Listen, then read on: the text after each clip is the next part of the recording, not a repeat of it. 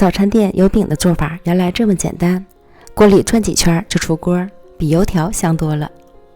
做法呢更是超级简单，新手也好掌控，赶快安排起来。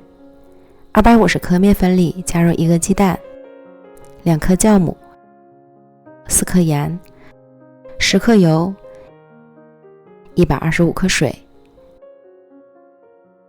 搅拌至无干面粉。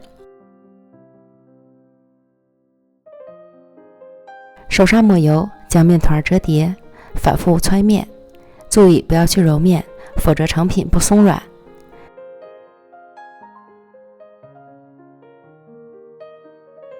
盖盖松出5分钟，再重复一遍上面步骤，增加面团的筋性。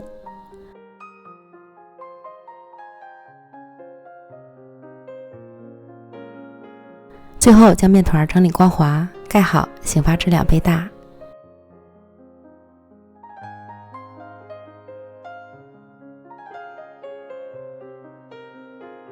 取出面团，无需排气，直接分成6个面剂。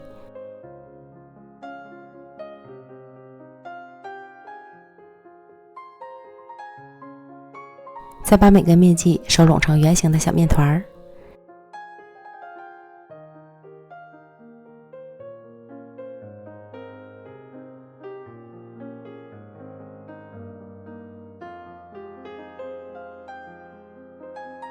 然后取最先做好的小面团，按成饼状，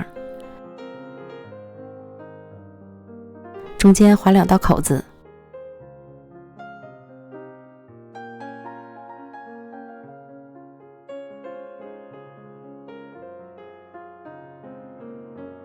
依次把剩下的全部做完，再按先后顺序直接下锅炸，油温烧至6成热，转中小火下锅。炸至浮起后转几圈，翻面炸另一面，再转个3、5圈，炸成金黄色即可出锅。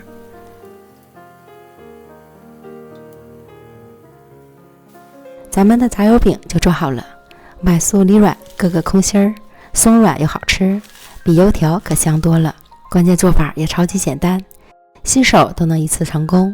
喜欢的朋友就赶快安排起来吧。